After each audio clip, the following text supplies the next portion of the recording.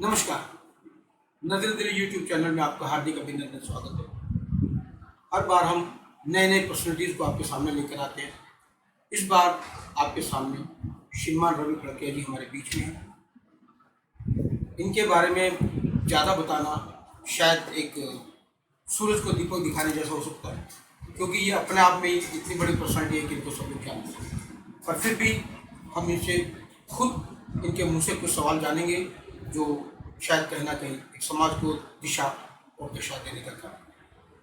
तो नमस्कार करें तो आपको, और थोड़ा सा आप अपने बारे में परिचय देंगे। अपने बारे में बताएं, आपका व्यवसाय वगैरह। मेरा जन्म बंगाल के अंदर कलकत्ता में हुआ, और जिस समय बंगाली जो है मारवाड़ियों को बाहर निकालते थे, हम उस समय आधा परिवार दिल्ली आके स्टेब्लिश हुआ था। उसके पश्चात जो है हमारी शिक्षा दिल्ली में हुई, और पिताजी मेरे संघ के सूचक है, और हम लोग गीता प्रेस गोरखपुर से जुड़े हुए। पिताजी भी उसका काम देखते हैं और मैं भी उसके साथ जुड़ा हुआ हूँ, काम करता हूँ। मैं संघ का सूचक हूँ। 1965 में मैं चांदी चौक में संघ का सूचक हुआ था, और वर्तमान में मैं संघ के विभिन्न दायित्वों में रहा। तो जैसे गीता प्रेस गोरखपुर में, उसमें आप बेसिकली क्या देखते हैं? देने देने के काम और उसमें व्यवस्थाएं हैं, लेकिन मुख्य कार्यालय गोरखपुर में है, तो दिल्ली में जो कर्मचारी काम देखते हैं उसको देखभाल करना। तो अभी इसके बारे में भी पीछे आया था कि गीता प्रेस गोरखपुर के कर्मचारी बड़े परेशान हैं, उनको सैलरी नहीं मिली, वेतन नहीं मिला। तो ये क्या अफवाह थी या कुछ? ये अफवाह है। गीता प्रेस ईश्वरीय कार्य है, ईश्वरीय कार्य में कोई बाधा नहीं, और बहुत बड़ी केवल गीता प्रेस ही एक ऐसी विश्वनीय संस्था है धार्मिक पुस्तक छापने वाली, दूसरा कोई नहीं है। केवल धार्मिक पुस्तक छापती है, और सबसे बड़ा कार्य है। और सबसे रीजनेबल रेट भी है, इससे कम रेट में कोई पुस्तक नहीं मिलती। अच्छा, जैसे भी आपने कहा कि आप आरएसएस से जुड़े, तो आरएसएस के बाद के ऊपर भी कई बार बड़े इल्जाम लगते रहते हैं। जैसे अभी पीछे लगातार चलते आ रहे हैं कि जानबूझ के तिरंगा नहीं फहराया। तो क्या आप क्या देखते हो कि आरएसएस को इतना ज़्यादा कंट्रोवर्शियल क्यों किया करा जा रहा है? राजनीतिक क्षेत्र के लोग संघ के विषय में ये सब चर्चा करते हैं। संघ समाज के लिए, समाज में रह के काम करने वाला एक संगठन है। समय समय पर जितनी भी विपत्तियाँ आपत्तियाँ देश में आती हैं, प्राकृतिक हो, सामाजिक हो, राजनीतिक हो, तो उसमें बढ़ चढ़कर सेवा का कार्य करती है। गैर राजनीतिक संगठन अगर कोई विश्व में है तो राष्ट्रीय स्वयंसेवक संघ है। कितने सदस्य काफी जुड़े हो सकते हैं? दिल्ली के अंदर ही लगभग 2 लाख से ऊपर होगा संघ के सूची। अच्छा, अभी आप जैसे देखते हैं हम लोग सहकारिता के बारे में आप बड़ा काम किया, तो सहकारिता के बारे में थोड़ा सा बताएं। सहकारिता क्या मिशन है और ये लोगों के लिए कैसे काम? 2011 में मुझे सहकार भारती संघ का एक संगठन है, जिसके अंदर मुझे काम करने का दिल्ली से मौका मिला। मूल रूप से आर्थिक स्वावलंबन का काम है सहकारिता, कि अंतिम व्यक्ति को स्वावलंबन पहुंचाना और अपने आर्थिक रूप से अपने पैरों पे खड़ा करना सहकारिता का मूल मंत्र है। तो जैसे सहकारिता में भी बहुत सारी चीज़ें आती हैं, और मैंने इसका एक जीता जागता उदाहरण देखा, अमूल प्रोडक्ट। तो क्या अमूल को इसके साथ हम किसी का एक हिस्सा है या कुछ इसमें? अमूल सहकारिता का हिस्सा है। तो कोई और बड़ी कंपनी ऐसी क्यों नहीं बन पाई दूध के अलावा, अमूल के अलावा? आपको क्या लगता है, क्या कमियां रही होगी या क्या वजह रही होगी? गुजरात के अंदर वल्लभ भाई पटेल जी जो थे, अंग्रेजों के शासन में जिस समय वहाँ दूध का काम होता था कोऑपरेटिव के माध्यम से, तो मूल रूप से सरकार बहुत कम रेटों में दूध देती थी, किसानों को, पशुपालन को बहुत परेशान करती थी। तब ये निश्चय हुआ कि हम दूध सरकार को नहीं बेचेंगे और हम इस दूध को फेंक देंगे, सरकार सरकार को नहीं देंगे। उन दिनों सरदार वल्लभ भाई पटेल ने इसका निर्माण करवाया, मदद करी आर्थिक रूप से, और अमूल तैयार हुआ। आज अमूल जैसे और भी संस्थाएं हैं, महाराष्ट्र के अंदर है सांची बोल के, सांची है, अपने हरियाणा के अंदर है रीटा डेयरी है, पंजाब में है, गुजरात में उसी का हिस्सा है, उसी का हिस्सा उसी के तर्ज पे काम। हाँ उसी तर्ज पे काम करते हैं। लेकिन कोऑपरेटिव के माध्यम से आर्थिक स्वावलंबन, और हम कहीं ना कहीं कोऑपरेटिव के माध्यम से संसार में जुड़े थे, और संसार चली कोऑपरेटिव से रहा है, और ये भगवान राम के समय से चल रहा है। सबको साथ लेकर चलना। भगवान राम को जब वनवास हुआ, माता सीता का हरण हुआ, तो इतने बड़े राज्य के राजा थे, राजा पुत्र थे, तो वो बुला सकते थे, सेना बुला के भी चढ़ाई कर सकते थे, लेकिन सारे समाज को इकट्ठा करके तब ये काम किया उन्होंने, क्योंकि ये कोऑपरेटिव थी। अच्छा, अभी आपने एक केजरीवाल के शराब नीति के विरोध में बड़ा सारा इनके बारे में पर्चे निकाले कि भी केजरीवाल के बारे में, तो आपको जो आपने लिखा है शराब नीति और शराब विरोधी दलाल शब्द, तो इसकी क्या वजह रही? आपने ऐसा क्या रहा उसमें? शराब पहले ही हमारे यहाँ दिन प्रतिदिन पंजाब की हालत, अभी पिछले दिनों महाराष्ट्र के अंदर कितना बुरा हाल था ड्रग्स को लेकर। दिल्ली के अंदर वर्तमान सरकार, उनकी क्या नीति रही, पहले ही इतने ठेके थे, आज हमारी जनरेशन जो है किशोर जा रही है, इन्होंने और 850 के लगभग और ठेकों खोल दिए, मंदिर स्कूल उसके नज़दीक, और एक एक कॉर्पोरेशन सीट में 3-3 4-4 एवरेज 3 रखे थे। एवरेज इन्होंने 3 जो बता रहे रखे आप कह रहे हैं, लेकिन इसका क्या उद्देश्य क्या है?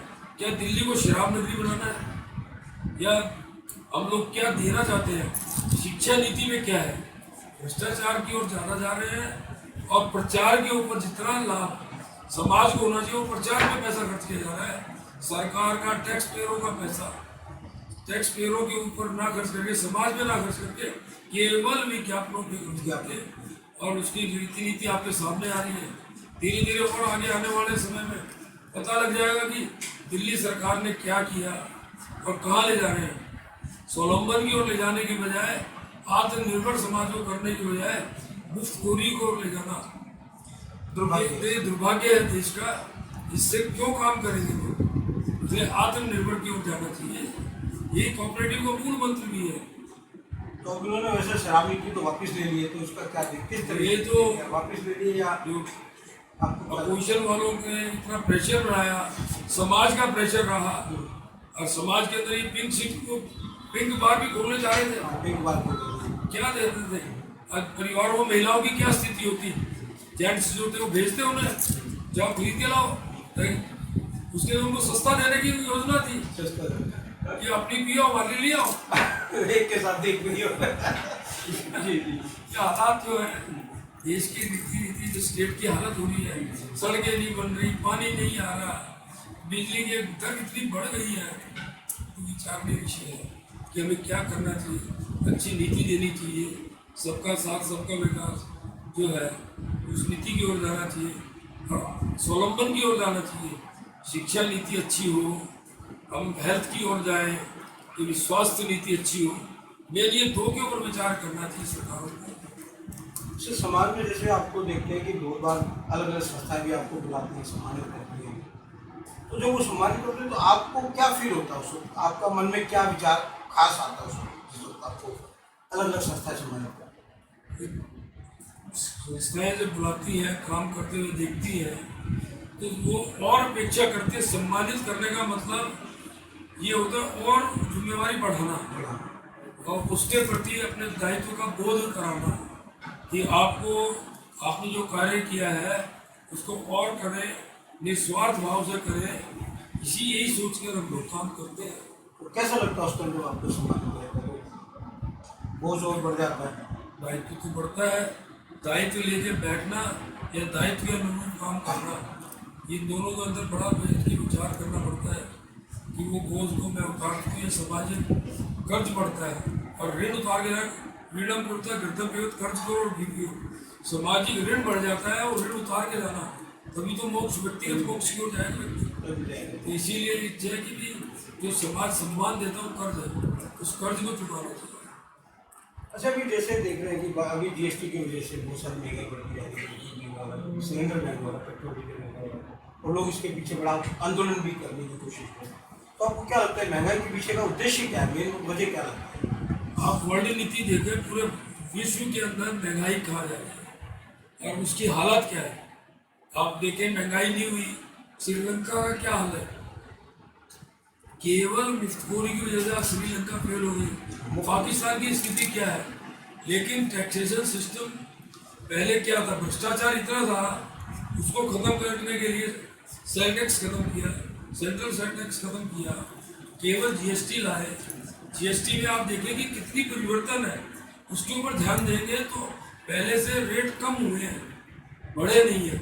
और हम लोग केवल मात्र ये देख रहे हैं कि जो अपोजिशन वाले रेट बढ़ गए, लेकिन वर्ल्ड वाइड हमारे रेट सबसे कम है, भ्रष्टाचार कम हुआ है। और सरकार को भ्रष्टाचार के ऊपर और प्रधानमंत्री को ध्यान देना चाहिए, और जो अफसर भ्रष्टाचार करे उसके कार्यकाल के सख्त से सख्त कार्रवाई करके और उसकी सारी सुविधा जीवन भर की खत्म करनी चाहिए। मेरा तो सरकारों से यही निवेदन है। हाँ, क्योंकि अफसर भी तो इसमें इन्वॉल्व है, तभी भ्रष्टाचार हो रहा है। अब वो बंदा तो या व्यापारी तो पकड़ा जाता है, अफसर वहीं का वहीं रह जाता है, आगे बढ़ जाता है। कार्रवाई अफसरों पे होनी चाहिए, जिनके कार्यकाल में जो काम हो उनके ऊपर जरूर होनी चाहिए। हम एमसीडी कह देते हैं, दिल्ली सरकार कहते हैं, सेंट्रल गवर्नमेंट, बिना अफसरों की मिली भगत के कोई काम नहीं हो सकता। ताकि अफसर परमानेंट है, और ये लोग तो टेम्परेरी आते हैं और चले जाते हैं, ताकि जो 5 साल के लिए है। तो किनकी देख रेख में हो रहा है, एक्चुअल कार्रवाई उनके ऊपर होगी तो कोई भ्रष्टाचार नहीं होगा। अच्छा, एक दो चीज़ें और पूछूंगा इस बात को कि आप पंजाब की श्री अग्रसर सोसाइटी क्रेडिट करके भी आप सभी सभा में प्रधान में रहे, और अभी हाल में जो चुनाव हुआ उसमें भी आप कंटेस्ट कर रहे थे, फिर आपने अपना नाम विड्रॉ कर दिया। तो मतलब ये जो संस्थाएं हैं, खासतौर से टीएलसी, तो इसमें भी मैंने देखा है बहुत सारे भ्रष्टाचार के आरोप प्रत्यारोप में एक दूसरे को लगाते हैं लोग। तो इसके पीछे की सच्चाई क्या होती है? जो साख संस्था, इसको टीसी सोसाइटी कहते हैं, एक्चुअली तो ये साख संस्था है, और साख का मतलब है विश्वास। और ये गरीब आदमियों को स्वावलंबन करने के लिए बहुत अच्छा काम है सहकारिता। लेकिन दिल्ली क्या है, दिल्ली गवर्नमेंट जो डिपार्टमेंट है वो अड्डा ऑफ करप्शन है। मैं नित्य प्रति वहाँ पत्र भी देता हूँ, मिलता भी हूँ, उनसे आग्रह भी करता हूँ। वर्तमान में कुछ अफसर बहुत अच्छे आए हैं, अन्यथा वो एक करप्शन का अड्डा है। कोऑपरेटिव और करप्शन एक दूसरे के पूरक है, ताकि भ्रष्टाचार सबसे ज़्यादा मुझे लगता है तो वहाँ पे होता है। अब कोऑपरेटिव में, हाउसिंग में उससे ज़्यादा है, टीसी में है। 2 व्यक्ति किसी की शिकायत करें, उसकी सच्चाई को नहीं देखते, सरकारें बदल जाती है जैसे, उसी प्रकार से उसमें जो चुन के आए हुए सदस्य बदल जाते हैं या वर्षों वर्ष तक रहते हैं। अच्छे काम करने वाले या जो नहीं काम करने वाले कब्जा कर लेते हैं। और भ्रष्टाचार, भाई भतीजावाद, और ऐसे लोगों को लोन ऋण दे देते हैं जो वापसी नहीं आता। समाज का, गरीबों का, विधवाओं का पैसा डंप हो जाता है, मर जाता है, एनपीए बढ़ जाता है। ये नॉन परफॉर्मिंग एसेट्स है। इसके लिए मैं तो कहूँगा दिल्ली सरकार का जो सहकारिता विभाग है वो बहुत बड़ा दोषी है। उसके अंदर मैंने दिल्ली के मुख्यमंत्री को कम से कम 100 पत्र, मनीष सिसोदिया जो मिनिस्टर हैं, सहकारिता मंत्री गौतम जी, उनको लिख चुका, रजिस्ट्रार को लिख चुका, बता चुका न, कुछ मैंने नाम लिख के अधिकारियों के पत्र दिया, लेकिन कोई असर नहीं हुआ। आपने मुझसे पूछा कि मैं जिस सोसाइटी से जुड़ा हुआ हूँ, श्री महाराजा अग्रसर urban thrift and credit society Jaipur, उसके अंदर इतनी अनियमितताएं हो रही हैं उसके लिए नित्य प्रति जानकारी तथ्यों के आधार पर देने के पश्चात भी सुविधा शुल्क ऐसा लगता है लेने के बाद कोई कार्रवाई नहीं। पत्र लिख दिया, कह दिया या सुप्त हो या मरणोवस्था में हो, लेकिन तब भी उनके ऊपर कोई असर नहीं है, केवल आश्वासन देते हैं। और उसके आधार पर अगर ये सोसाइटी फेल होगी तो दिल्ली सरकार और सरकार का सहकारिता विभाग और उसके सरकारी अफसर जिम्मेवार होंगे। इस सोसाइटी की कंप्लेन कुछ सदस्यों ने ईओडब्ल्यू में कर रखी है, इकोनॉमिक सर्विस विंग के अंदर। वो नित्य प्रति देख रहे हैं क्या होगा, ये ईश्वर अधीन है। इस सरकार से क्या होगा और क्या सहकारिता विभाग करेगा। दिल्ली का कंज्यूमर कोऑपरेटिव सोसाइटी करमपुर में है, वो केवल लीकर बेचने का काम करता था। क्या उसका क्या काम होता है? कंज्यूमर आइटम के लिए खोला गया, लीकर बेचना कोई बुराई नहीं है इनका, अर्निंग के लिए बेचते हैं, कमाई के लिए, क्यों नहीं कंज्यूमर आइटम बेचते। 8 स्टोर है इनके। मैंने इनके अफसरों से मिला जब मैं दिल्ली में 2011 में आया, कहा इनसे कि क्या कर रहे हो। इनके एडमिनिस्ट्रेटर वर्षों से 28 वर्ष से एडमिनिस्ट्रेटर है, चुनाव नहीं कर रहे, काम बंद कर दिया। 611 कंज्यूमर स्टोर दिल्ली के डिफंग कर दिए। दिल्ली सरकार कहाँ जा रही है? हाउसिंग के अंदर क्या हालत है? एक फ्लैट 5-5, 4-4 करोड़ के मिल के वहाँ अफसर पैसे खाते हैं, काम करते हैं। ये सरकार को ध्यान देना चाहिए, नहीं तो केंद्र सरकार को ध्यान देना चाहिए। केंद्र को भी अपना दायित्व बनता है। इस सरकारी विभाग और सहकारी विभाग एक दूसरे के पूरक ना बन के सहकारिता की ओर ध्यान दें। जो ग्रुप हाउसिंग सोसाइटीज़ है, इनके दायित्व हो सकते हैं, अच्छे लोगों को लाए, अच्छे अफसर काम करें, ईमानदारी से काम करें, तो आर्थिक स्वावलंबन गरीब आदमी को आर्थिक लाभ मिलेगा, आर्थिक स्वावलंबन का लाभ मिलेगा। और मैं तो अग्रसर सोसाइटी जो इसकी हालत है, शायद इसके बाद दिल्ली के अंदर एक बहुत बड़ी सोसाइटी का फेल होना दिल्ली सरकार के ऊपर और कोऑपरेटिव विभाग के ऊपर और कोऑपरेटिव सेक्टर के ऊपर क्वेश्चन मार्क हो गया। लोगों का सहकारी विभाग से विश्वास हट जाएगा।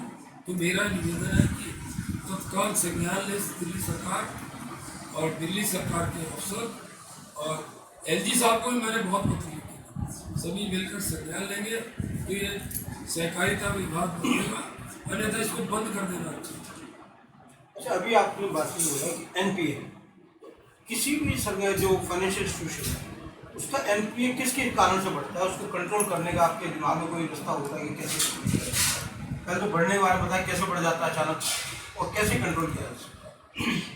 दिल्ली सरकार के अंदर मैंने 2012 या 13 में एक पत्र दिया था कि डिस्ट्रिक्ट वाइज मेरा सहयोग ले, एक व्यक्ति 3-3, 4-4 सोसाइटियों के सदस्य, डुअल ट्रिपल मेंबरशिप, और तीनों जगह से लोन ले लेते हैं।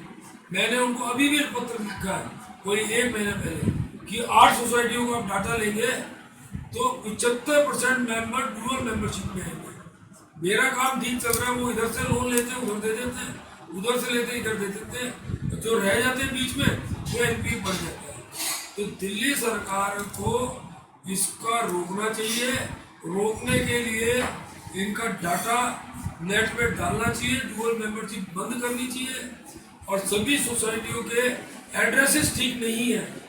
जब रजिस्ट्रेशन होती है तो किसी एड्रेस पे, बाद में वो अपना कार्यालय खोलते हैं, वो ठीक नहीं करते, काम नहीं करते, उस कारण डुअल ट्रिपल मेंबरशिप हो जाती है, आपस में तालमेल नहीं करने देते। सरकारी विभाग अगर एक डिस्ट्रिक्ट की सोसाइटियों को कंपाइल करके उनकी मेंबरशिप को नेट पे लाएंगे और उसको फिल्टर करेंगे तो एनपीए भी खत्म होगा और भ्रष्टाचार भी खत्म होगा और सोसाइटी भी फेल होने से बचेगी। मेरा तो यही कहना है कि भी मिलकर करेंगे तो काम होगा दिल्ली सरकार और सरकारी विभाग। आप जैसे समाज के काम करते हैं, राजनीति से जुड़े हुए, राजनीति के काम करते हैं, और आज देश में एक अराजकता की सी स्थिति पैदा हो रही है। धर्म के नाम पर मारकाट हो गई, नुपुर शर्मा कांड हुआ, कन्हैयालाल कांड हुआ, या और भी जैसे अभी मॉब लिंचिंग, टारगेट किलिंग हो गई है कश्मीर में। तो इसको आप किस नज़रिए से देख रहे हैं कि क्या ये सरकार का फेलियर देखते हैं या लोगों के अंदर एक रोष देखते हैं, क्या मतलब क्या लगता है? जब से केंद्र की सरकार आई है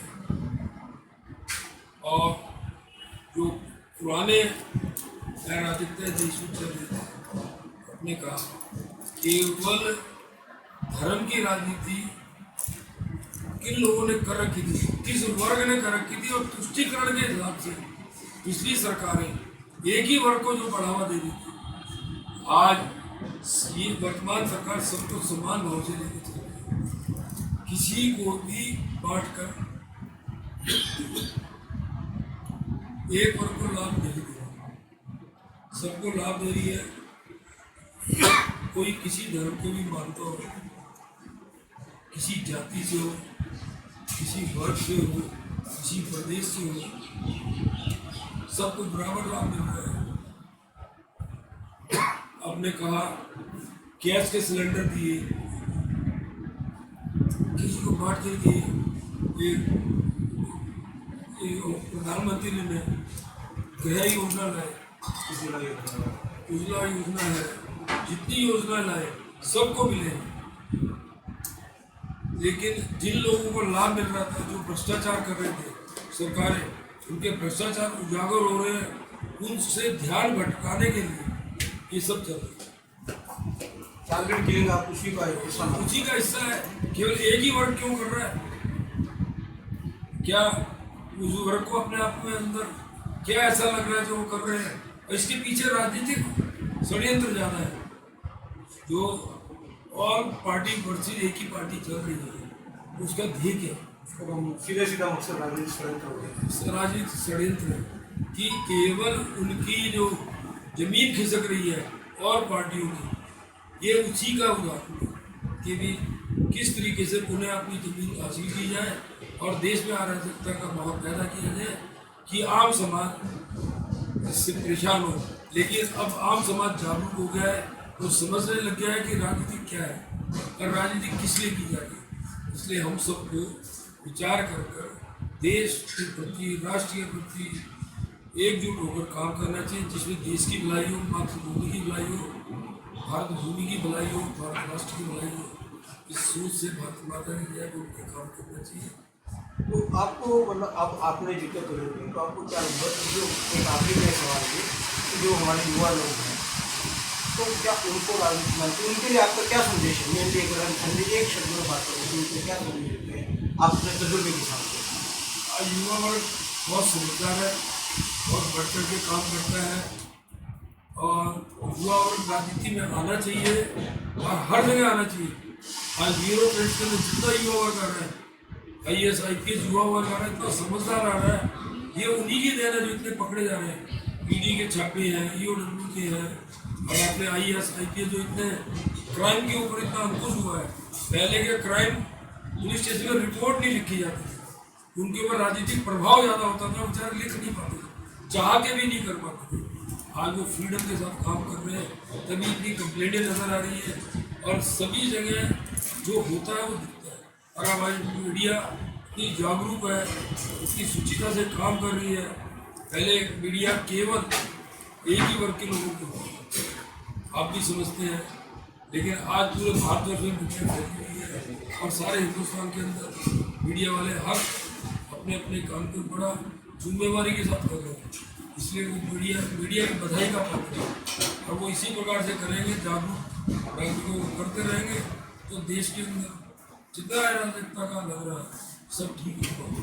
समय आ गया है, उन्हें भारतवर्ष जो है विश्व गुरु की ओर बढ़ रहा है और बढ़ेगा, और जितना हो गया आप देख रहे हैं और होगा, और सब समझ रहे हैं ये राजनीतिक षड्यंत्र खत्म हो रहा है। बहुत बहुत धन्यवाद आपका। तो आज हमारे साथ ये थे श्री रवि खड़के जी, जिन्होंने हर सवाल का बड़े बेबाकी से जवाब दिया, और हम इनके और उज्जवल भविष्य कामना के साथ धन्यवाद। जय हिंद, जय भारत।